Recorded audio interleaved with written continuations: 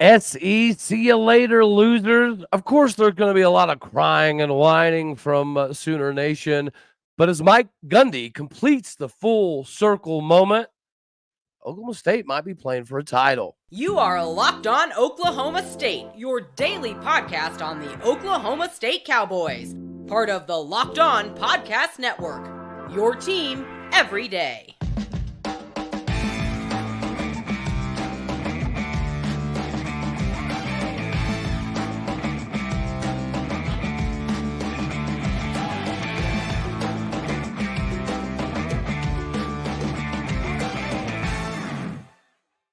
Howdy, y'all, and hello, all. Welcome back to Locked On Oklahoma State, your daily stop for all things cowboy and cowgirl related. My name is Cody Stovall. I want to thank you kindly for stopping by to make this your first listen here on Locked On Oklahoma State. You know, we're available on all of your podcasting platforms and visually as well on YouTube. And make sure that you go find me personally on Twitter at AllDayOState. Obviously, as you can tell by the backdrop, we have returned. And today we're partially brought to you by LinkedIn. Guys, LinkedIn Jobs is legitimately the best place you can physically possibly go to get the right hire at the right time, faster and for free. Post your job at linkedin.com/lockedoncollege today. Terms and conditions apply. Yeah, we are back. And the trip to Stillwater legitimately probably could have not gone better. From the Cincinnati game all the way to the basketball games and the homecoming and hoops, and then obviously the epic Bedlam. And I have to start all of this off initially with, admitting the fact that I was 100% done with my Gundy simply because we had the same problems last year. And not only did we refuse to address them, we didn't even really acknowledge them, right? But as we talked with Jeremy Smith the other day and several other Cowboys that I got to see live in person in Boone Pickens Stadium, nobody, and I want to reiterate, nobody thus far has told me they've ever seen a locker room turnaround like this. This is a very rare situation that we are viewing as Oklahoma State fans. And whether you're on the side of Gundy needed to go because he got too complacent, or you're on the side of Gundy can do no wrong, at this point in time, this is a moment where we all get to come together because Mike Gundy's nemesis has always been this game, and it being the last one, and it being for first place. It did mean a little bit more. It did matter a little bit more. And I'm glad that the fan base showed up and showed out for this event. Guys, this stadium was originally, when it was redone, seating like 62, 63-ish thousand people max. And then we lowered it down to like 57. Then it's like 55, 56K. Yeah? Just because we had to widen and expand the seats and make it more comfortable. I don't know what the official count is on how many people were in Boone Pickens Stadium this weekend, but it was well over 62K, right? I mean, I've seen it at 62K. Pretty remarkable experience. They had people lining the tunnels. And as long as you weren't being a massive nitwit, you pretty much got to enjoy the game. I do know there were some OU people in front of us that decided to get a little rambunctious, a little mouthy, and they got ticket checked. Turns out they didn't have tickets. I'm okay with this, right? I'm okay with whatever happened in that stadium as far as the seating capacity. Maybe it was an entertaining moment for the event staff to say, you know what, this is the last one ever. Let's let this be bigger and badder and better than everyone before. And it was exactly that. Matter of fact, I was reading this thing that we hit like the 113, 114 decibel meter reading, and it made me pretty curious. Where does that stack up nationally? Well, I could never find OU's official decibel reading at Owen Field. But there was a couple articles that had them in like the top 20 loudest stadiums in America. But here's the fun fact. If you go and look at the top 10 decibel readings of all of college football stadiums, Michigan falls in at number 10 at 110 decibels. So the big house with 107,000 people is not as loud as Boone Pickens Stadium. Matter of fact, the closest at 115 decibels is the Swamp in Florida. And there has been a 2012 decibel reading against Texas that was 119 in Boone Pickens Stadium. So yes, Boone Pickens Stadium, by every account and measure you can physically possibly think of, is one of the loudest stadiums in America. It is literally in the top 10, ahead of Michigan. And if you go by 2012, ahead of the Swamp, or even if you just go off this Bedlam, let's say it's 113 decibels, that's still ahead of Michigan. So big shout out to all of the Cowboy faithful that showed up in Boone Pickens Stadium. And there was a considerable amount of OU fans, but because of the exorbitant amount of orange, it really paled in comparison to years past. This was the least amount of OU fans I've ever seen in Boone Pickens Stadium. So we were prepared for this game. And let's face it, right? We won the fist fight. That's what it all boiled down to. We were actually the more aggressive team from the very beginning. And as I was packing up after the tailgate, when the game was over, right, there was a common consensus that there's a few people that are slightly perturbed by Gundy going for it on multiple fourth downs. I'm not one of those. Not even close, because his biggest obstacle in this game has always been overcoming those moments, those crucial moments. Gundy went for it. And for that, I am beyond elated. Even if we would have lost, which I will not lie, when OU got the ball back with 1:52 left, up down by 6, you know there's 50-something thousand people in that stadium and however many millions watching that had the same feeling of, oh no, not this again. Not another Bedlam where we lose by 1 point with 10 seconds left. You just kind of felt that. And I will say this, another massive kudo to Brian Nardo. You can count on just a couple of hands in your lifetimes how many times you've seen Oklahoma State win this game. You can count on less number of hands or even fingers on how many times the defense stepped up in the end to win a game. We've watched this song and dance so many times where OU drives the field in the last minute to win the ball game. And the defense not only stood firm, but I think that they kind of helped Mike Gundy and Chad Weiberg raise the bar. And that's all I've ever wanted. I know there's a decent amount of fan base out there that has the same gut feeling of we've got our fingers to the mountaintops so many times. We just have never got over the mountaintop. We don't know what it looks like on the other side, unless your name is Bob Fenimore. We have no idea what it looks like on the other side of the mountain because we've got to the top of it time and time again. We just never get over it. Now, I don't think that this is obviously a time to get complacent and overlook the last 3 games on the schedule, which we'll get to a little bit later on in the week. But of course, we gotta soak this one in. I've got a decent amount to get to you, so today's going to be pretty loaded. And of course, as a lot of you have seen, I have gone like 4 days now without any access to Twitter. I haven't been on it. My phone got ran over and it completely got shattered. So I had a difficult couple days, but I received enough calls on the drive home, and it's always the same thing. Are you seeing what OU fans are saying? No, but I could have guessed, and I think I guessed right. It is absolutely ridiculous that OU fans are reaching and grasping for, some semblance of a viable excuse to say that, they could have won this game. They should have won this game. It's not abnormal. Unfortunately, this is that's a pretty tried and true used method by the OU faithful, but we're going to dive into that here in a second. Real quick, ladies and gentlemen, I do have to remind you that whether you are at the tailgating scene or not, whether you enjoy the hangovers of this big, huge, massive Bedlam or not, Athletic Brewing can solve a lot of these problems for you. It's the game changer of any week, and it's brought to you by Athletic Brewing Company. Much like any team, coach, player, whatever, Athletic Brewing has completely changed the non-alcoholic beer game. Just like your best coach, your best player, and your favorite team, they make non-alcoholic beers that actually taste good. Go figure that one.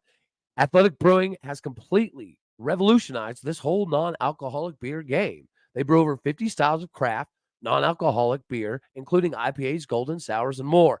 They're consistently releasing limited edition experimental styles to add to their variety. They are the fit for all times. You can drink them anytime, anywhere, make any activity a little bit more enjoyable. Watch the big game, watch your kids' game, watch some tackling work, or be the dude who makes the tackling work with no hangovers. That's the best part. So make sure that you get yourself hooked up today. Athletic Brewing Company's non-alcoholic brews at stores near you, or buy online at athleticbrewing.com. Our customers can use the code LOCKEDON to get 15% off your first online order. That is LOCKEDON at checkout for 15% off at athleticbrewing.com. It is near beer.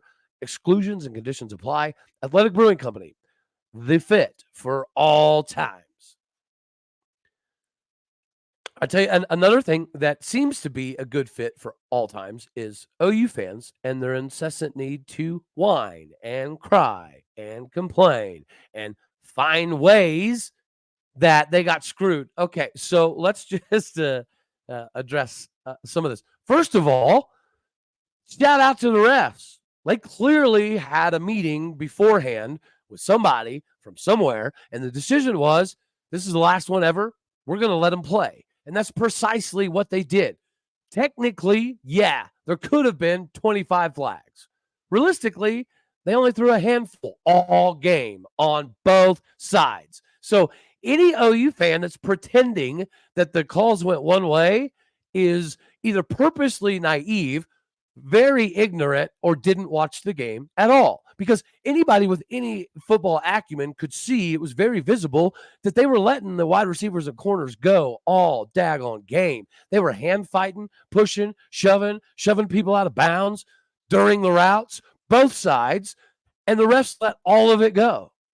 They legitimately, I can't recall the very many pass interference penalties whatsoever. They didn't call them. They let this game be a fist fight. That's exactly what it was. And this time, we showed up more prepared for the fist fight than the Boomer Gooners. Well, 100%. Guys, you could sit here all day and talk about, well, this call and that call. And I'm here to tell you, it is just a dumb argument to even consider that the calls were one-sided and slanted. They let both teams just go to war. That was it. They kept it very, very simplistic. You could have called several flags on both sides on just the wide receivers and corners, but they didn't. They let them play the daggone game of football. So this excuse machine is not new. We knew this was going to happen because there was a decent amount of OU and Texas fans even before the season started, because Brett Yormark, how dare he back the conference that he helped rebuild, as opposed to the two prima donnas that think everything that they do smells like roses and everything that they touch turns to gold. How dare Brett Yormark actually back the Big 12? And it was automatically, they were setting this narrative up from the very beginning, so this is not a big surprise, which is precisely why I didn't need to go on Twitter. I haven't been on Twitter. I don't know what's being said other than the phone calls I've received, but it's all nonsense. It's all predetermined nonsense. They set this up months ago. OU and Texas fans already knew that if they lost games, they were going to blame the refs. They knew that months ago. So this is not a surprise. I haven't read everything. I'm sure it's super exciting, and I will get my Twitter fixed. I got a new phone yesterday, so I should be able to get it finagled here pretty soon. But nonetheless, you're also hearing that from primarily OU fans that the refs are going to find a way to keep OU and Texas out of the Big 12 title game.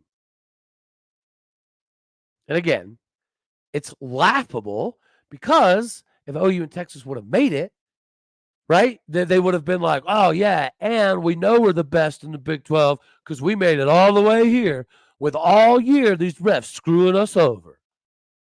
That would have been that narrative. But instead, it's the other one, the one they set up months ago, which is if OU and Texas don't make it, It's because the refs screwed them automatically. Again, that's why this conversation is ridiculous. I wanted to say another R word, but that's not viewed upon very, very happily nowadays. But that's OU. And anybody in their fan base pretending that the refs really legitimately give 13 craps on who plays in the Big 12 title game, it is dumb. They get paid the same amount no matter what, no matter who plays, who doesn't play, who makes it, who doesn't make it, who whines and grinds about not making it.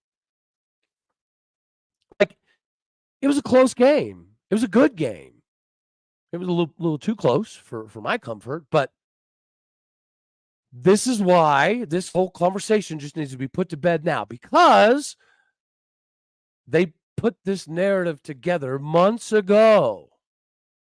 So this was always going to be the fallback, which we did talk about months ago, right? We knew that it was going to be one way or the other. They were going to blame Brett Yormark and the refs of the Big 12 not liking them because they're going to the SEC. Like, I mean, Brett Yormark is a smart man, and he also understands the numbers game.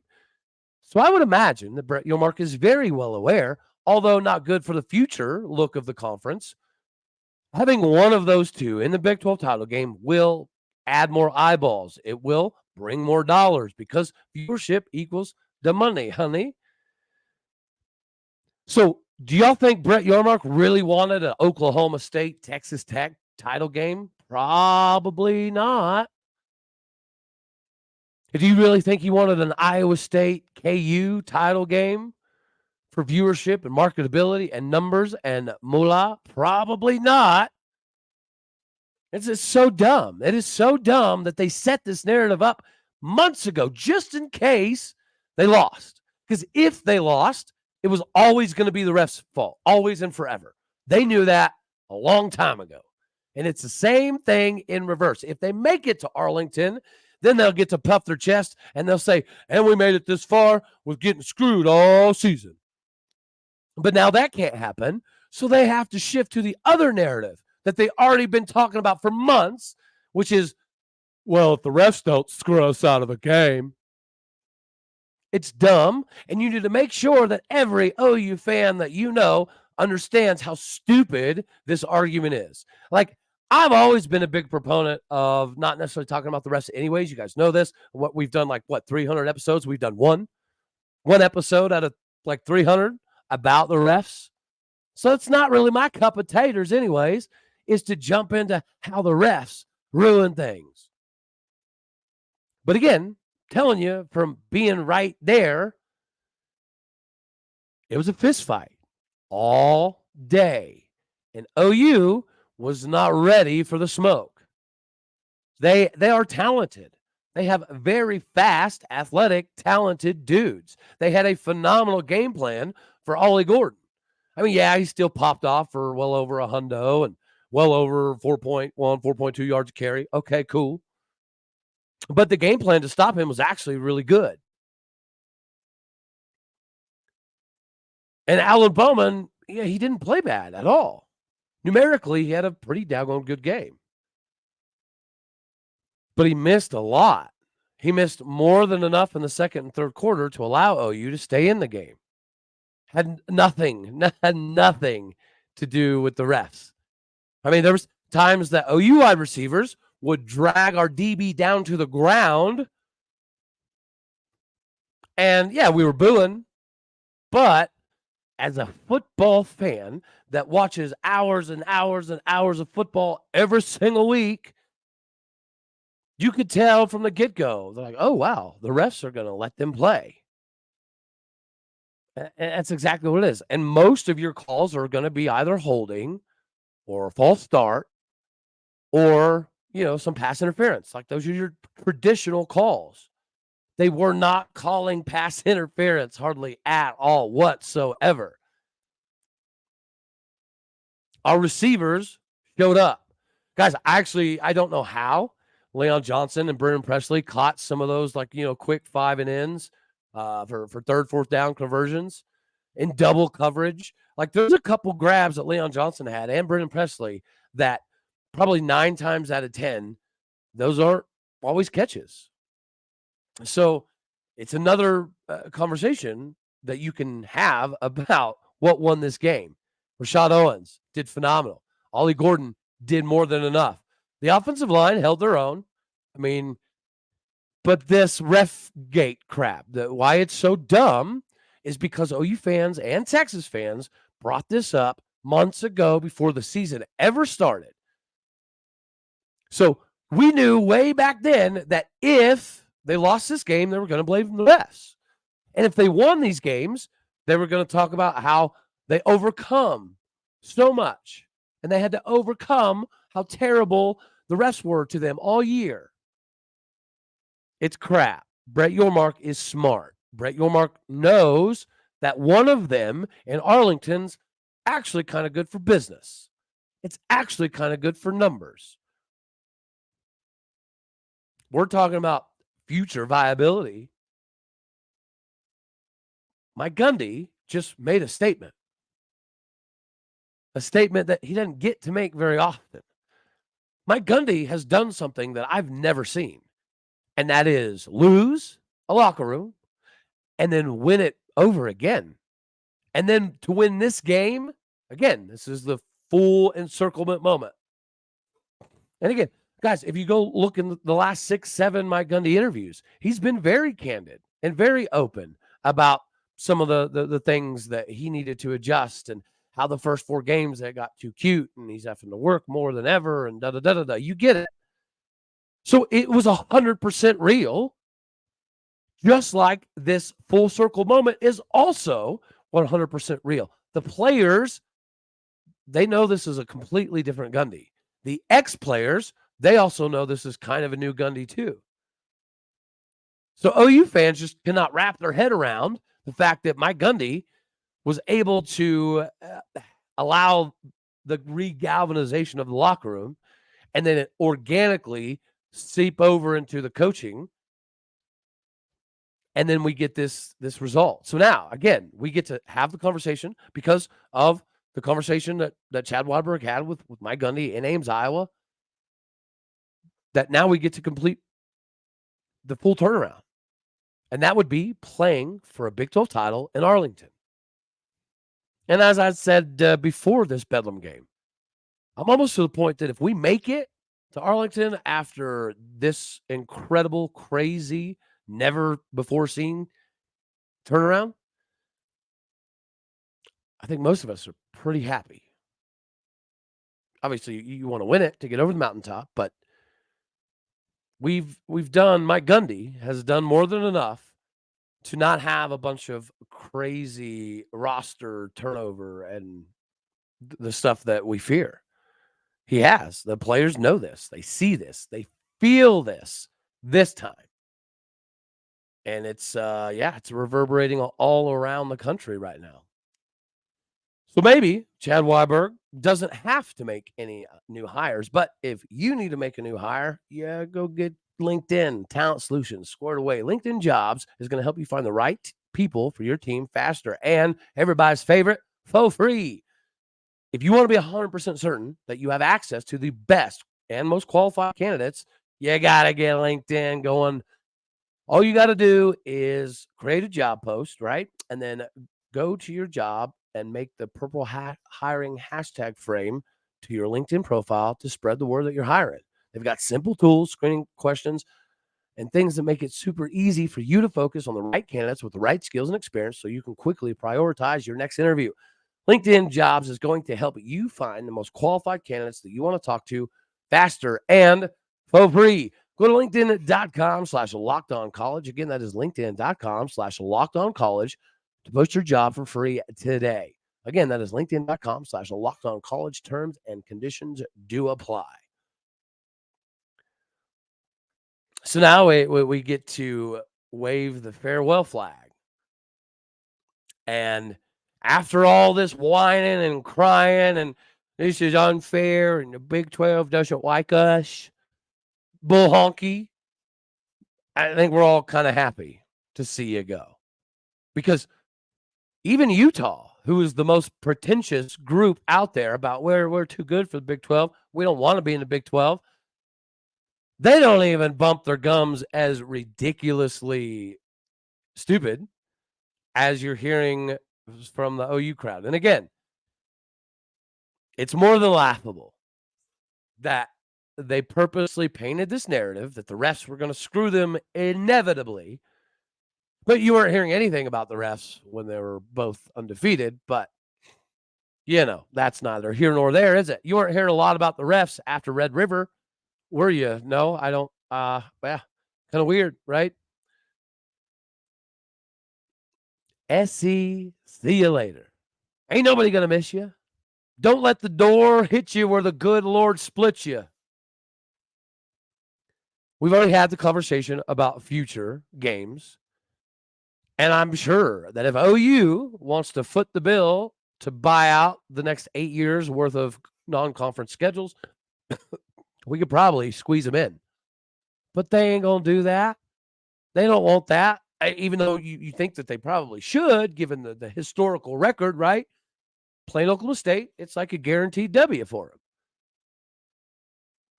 Or it's not. So OU fans can posture all they want, and they can pretend that Mike Gundy has a hand in the next 8 to 10 years of conference scheduling or non-conference scheduling, all they want. Just like they can pretend they're going to go to the SEC and dominate. OU is good. OU's offense is very talented. But Oklahoma State is clearly, right now, better. So you can have all your recruiting stars. You can have your whatever. I mean, I would actually be curious to know what the loudest decibel reading at Owen Field would be. But if Oklahoma State's Boone Pickens Stadium is louder than the Big House in Michigan, and it's been recorded louder than the Swamp in Florida, I don't know where OU stacks up there. But since OU fans do a whole lot of bumping their gums and running their mouths, you'd imagine their decibel meter would naturally be pretty high. So I'd like to see where that's at, because I don't think it's as loud as Boone Pickens Stadium, and I don't think that OU fans are prepared for what this Big 12 title scenario looks like. At this point in time, selfishly, of course, I would like a all Big 12 title. So whether that be O State, K-State, KU, Iowa State, K-State. It's great. But if you're an O State fan and you see where we're sitting, don't you kind of want Texas? Don't you kind of want Texas in Arlington? I know I do. So, let me know down in the comments section what you thought about the Bedlam. And, of course, the OU excuse machine that they've pre-prepared for months. And if you're at the stadium, feel free to fire down in the comments about your experience, because that was wild. That's up there. It's probably number one, to be honest with you. The 97 Mizzou game, that's always going to be up there for me. 2011 Bedlam was pretty wild. 2021 Bedlam was obviously pretty wild. But this is even more of a wild ride because of what Mike Gundy had to do and what Chad Weiberg had to do, and how the Cowboys in the locker room decided that they were going to make some stuff happen regardless. This is a very, very rare feat. So let's soak it all in. All right, y'all. So we're going to have for this one right here. Stay tuned. We got a lot coming this week. All right, y'all. You know I love you. As always, God bless. Go Pokes. And thank you for tuning in to make this your first listen here on Locked On Oklahoma State. You could be anywhere. So happy you choose to be here. All righty, y'all. Later, taters.